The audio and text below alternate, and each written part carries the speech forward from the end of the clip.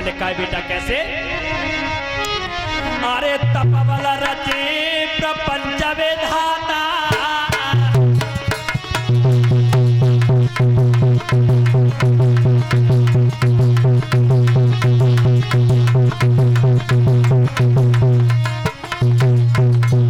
अरे तपबल रचे प्रपंच विधाता और तपबल विष्णु सकल जगत त्राता।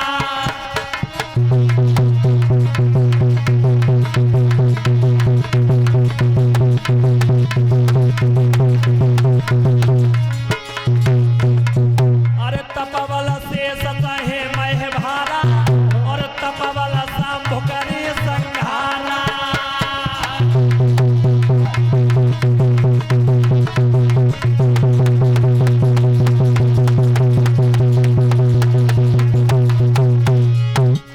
आज हमारे गोस्वामी जी ने लिखा कि तपबल रचे प्रपंच विधाता और तपबल विष्णु सकल जगत त्राता।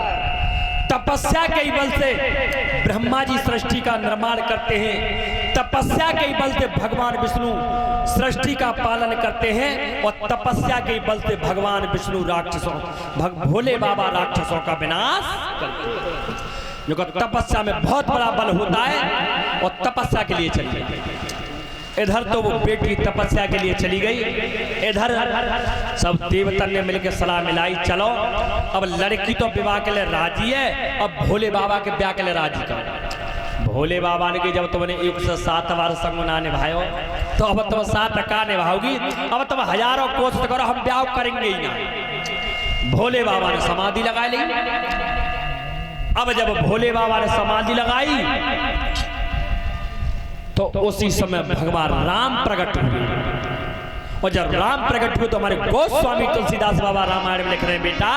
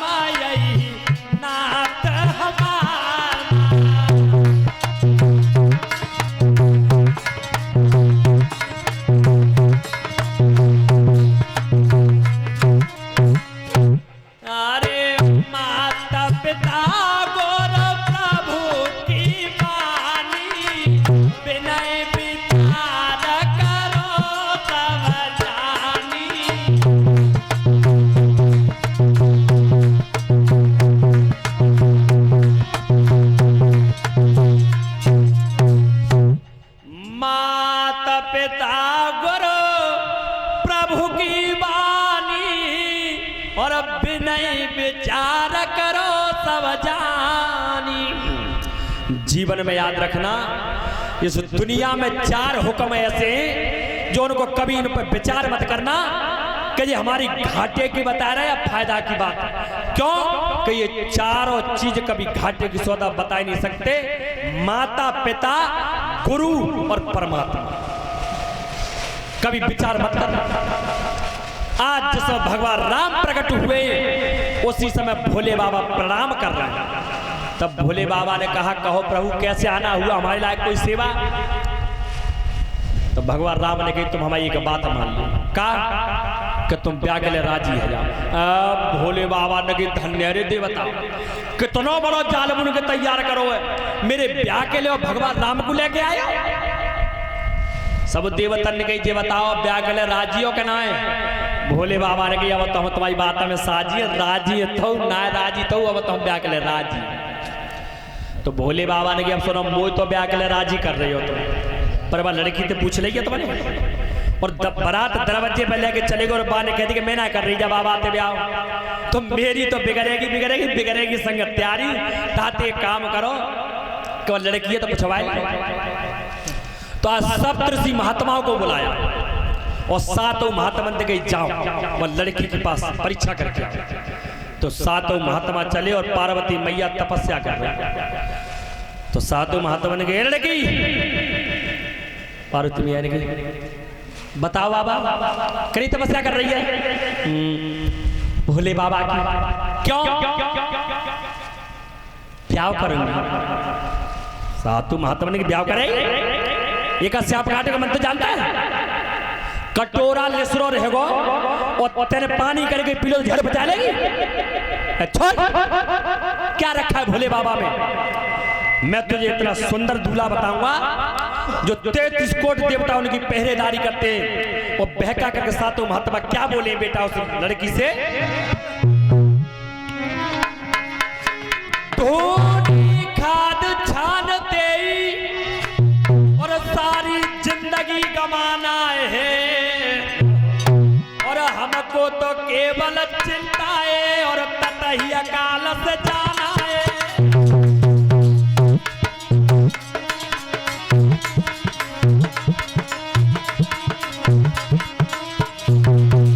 सातों महात्मा बहका करके बोले, अरे धूनी खाद छानते ही सारी जिंदगी गमाना है,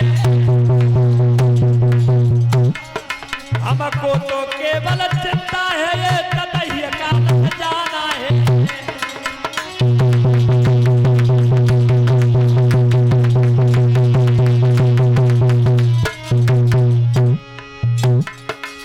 राय हमारी मानो तो हमने एक पर को विचारा है, के संग भोग विलास करो विष्णु होए पति तुम्हारा है।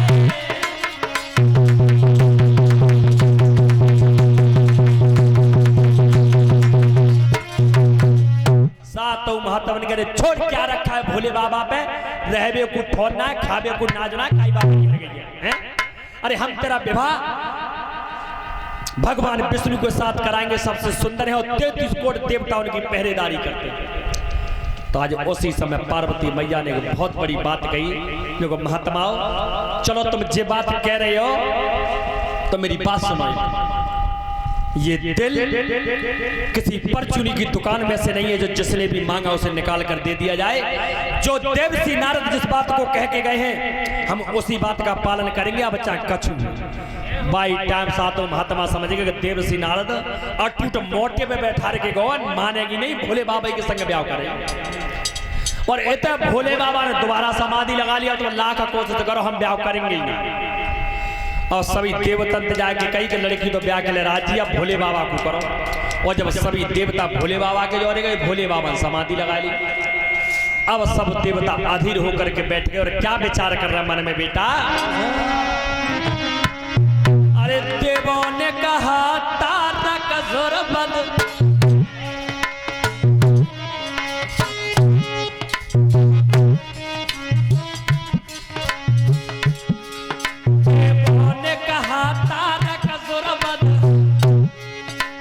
कुमार ही कर सकता है, और जब तक समाधि में तब तक अपना बल ही क्या है।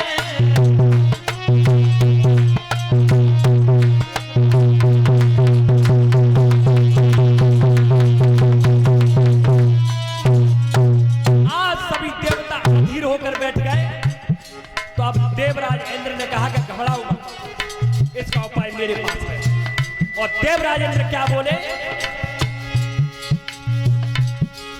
इंद्र ने कहा युद्ध ट्यूल धर के रतनाथ मिटाएंगे, वो अपनी काम कलाओं से शंभू को जान लगाएंगे।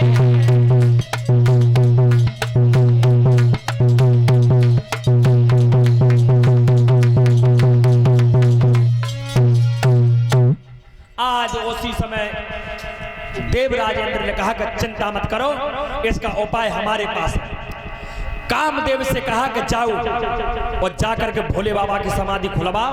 और कैसे खुलवानी है जो तुम खूब जानो। तो कामदेव समझ गए जब भोले बाबा की समाधि खुलवावे जा रहे हैं तो जा नहीं जा सकते। लेकिन फिर भी मन में सोचा कि दुनिया के लोग जानते हैं मांगे से मिलते प्राण नहीं, कोई कितना भी त्यागी होए पर तन देना आसान नहीं। काल हथेली पर रख कर चल दिया न सोच विचारा है। देवों के हित में मर जाना ये भी सौभाग्य हमारा है। 5 बाण लिए, तरकस में रख लिए। आज रथ के ऊपर मछली की ध्वजा विराजमान है और अपनी पत्नी रथी को साथ में लिया और चल दिए मेरू पर्वत के लिए भोले बाबा की समाधि खुलवाने के लिए। आज जिस समय भोले बाबा की समाधि खुलवाने के लिए मेरू पर्वत पर पहुंचे हैं तो सबसे पहले विचार किया कामदेव ने कि भोले बाबा की अगर समाधि खुलवानी है तो सबसे पहले संसार को कब्जा में कर। और तब कर्म कौन सा करता है कामदेव बेटा? अरे कामने वहां जाते ही जाते और अपनी लीला दिखलाए डाली।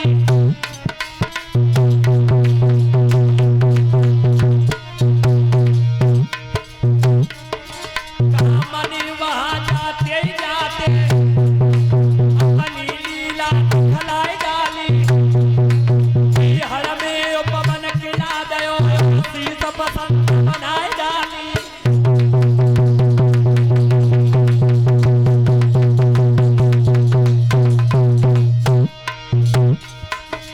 कामदेव को जोरो बढ़ो कहवे में आती है। बेली बढ़े नीचे तेजा रखल बेटा खाती है।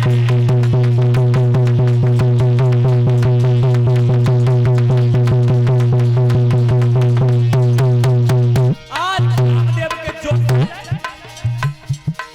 अरे उठे तलैया बलु करके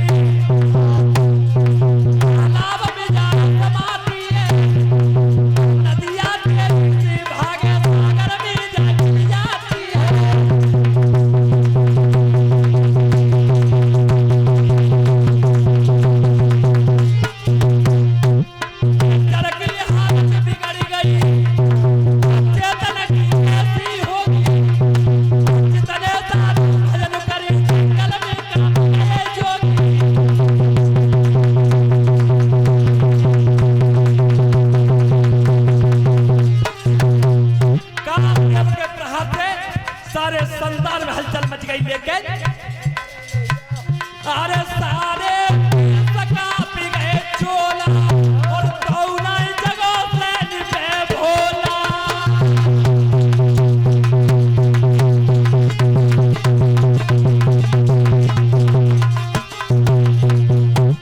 कामदेव के प्रहार से सारे संसार में हलचल मच गई लेकिन भोले बाबा की समाधि पर कोई असर नहीं पड़ा। अंत में कामदेव एक वृक्ष के ऊपर खड़ा हो गया और भोले बाबा की छाती में बाण मारे। और गोस्वामी तुलसीदास बाबा रामायण में लिख रहे हैं बेटा कैसे? अरे छोड़े बिसमा बिसखयुर लागे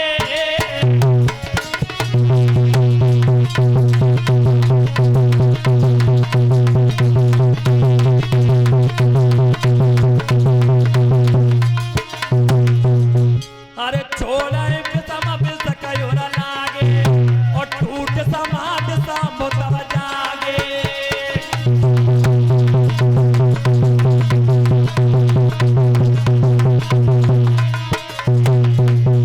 अरे सौरभ पल्लव मदन विलोका और भयउ क्रोध का प्यउ तिरलोका।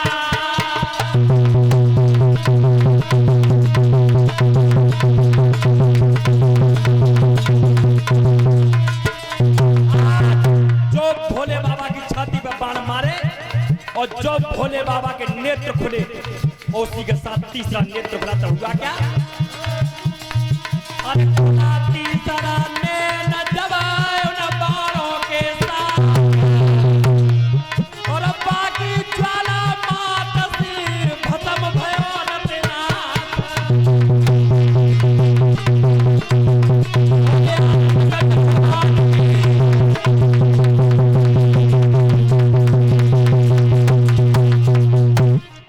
आज जो भोले बाबा की छाती में बाण मारे जो भोले बाबा का तीसरा नेत्र खुला तो कामदेव वृक्ष सहित जल के राख हुए।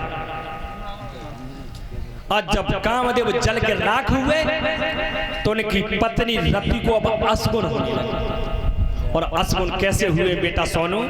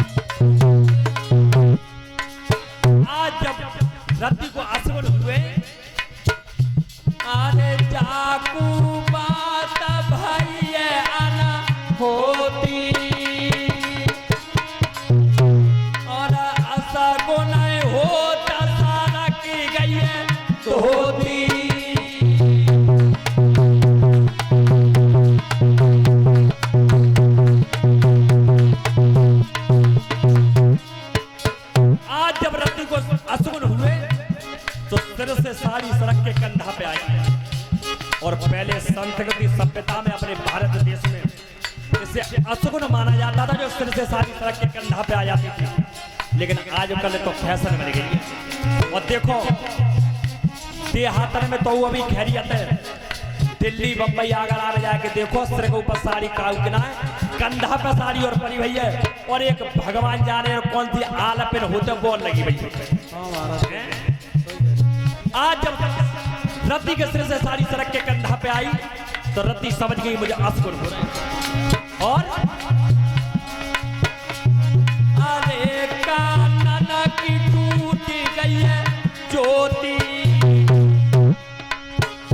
और खोले गई है पूजा, बिखर गए वो भी।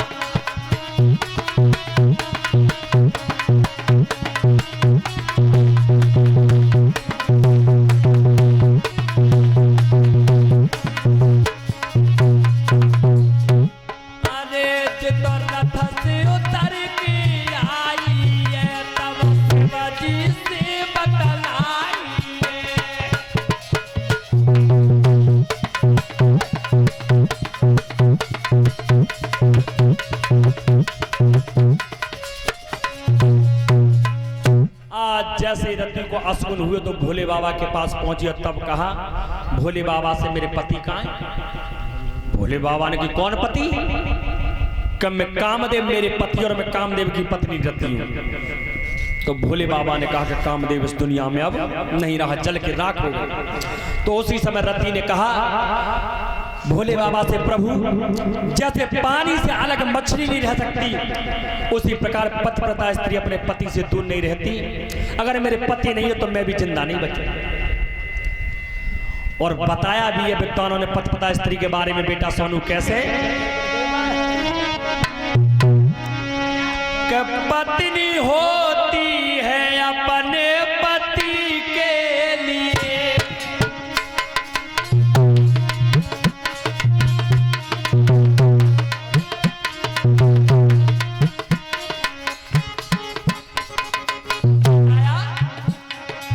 बिना पूछे ना कोई कदम बढ़ावे और घर में नया पानी चलावे, और पहले पति को भोजन देवे बाद में खुदाई खावे, बैठी रहे अनुमति के लिए होती है पत्नी के लिए।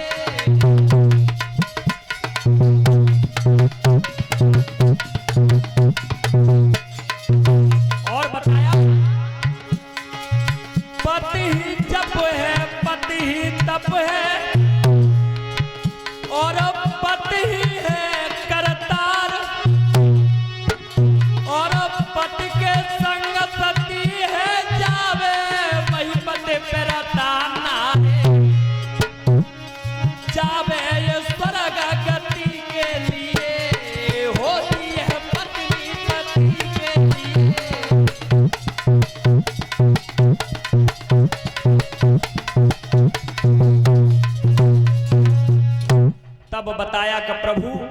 मैं बिना पति के जिंदा नहीं रहूंगा। तो भोले बाबा ने कही सुन, इस जन्म में तो तेरा पति अब मिलेगा और अगले जन्म में कैसे किस रूप में मिलेगा, आज भोले बाबा क्या बता रहे हैं सती को। बेटा कैसे, अरे सबूरी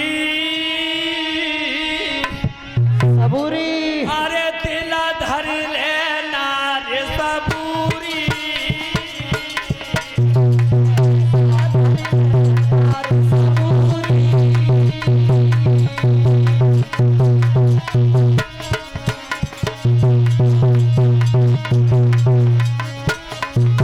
भोले बाबा बता रहा है कि सुन तेरा पति कैसे मिलेगा।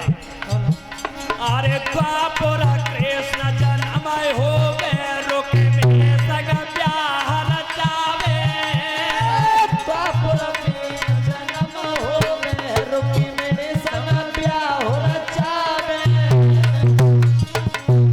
और रोके मेरी बेटा एक जने बायो ठाई असुर ले जावे, रुकी मेरे बेटा एक जने बाय उठाइया सुर ले जावे, सो जाए समुद्र में चार देव रे पाए, अरे निगलिए जाए मछूरी, अरे दिल धर लेना रे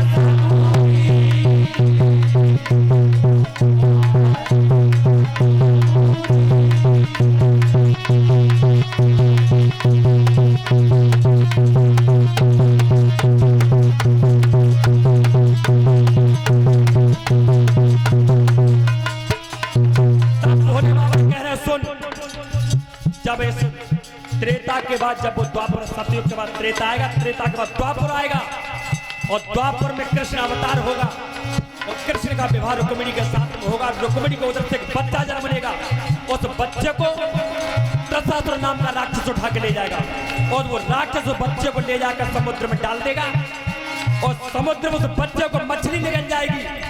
तो एक मछवाला तब कर्म कौन सा करेगा, अरे एक मछवाला जल जाल फाते जगली पूजाल फसावे,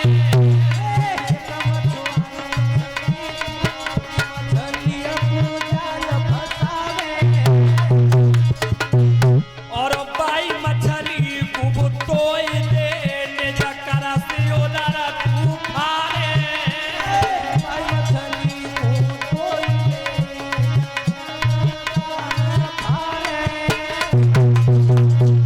सोपिया पेट में मिलेगा तेरो रे तब,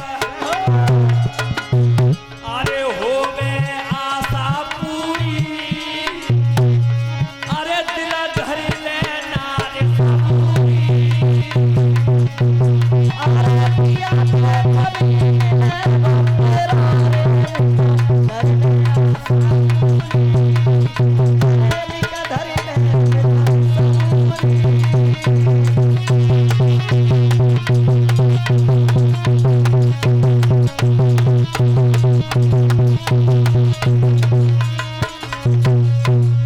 आज भोले बाबा ने बताया कि द्वापर में कृष्ण अवतार होगा, कृष्ण का विवाह रुक्मिणी के साथ में होगा, रुक्मिणी के उधर से एक बच्चा जन्म लेगा, उस बच्चे को राक्षस उठा के ले जाएगा, वो राक्षस बच्चे को ले जाकर समुद्र में डाल देगा, उसे एक मछली निकल जाएगी, तो एक मछुआरा उस मछली को अपने जाल में फांस लेगा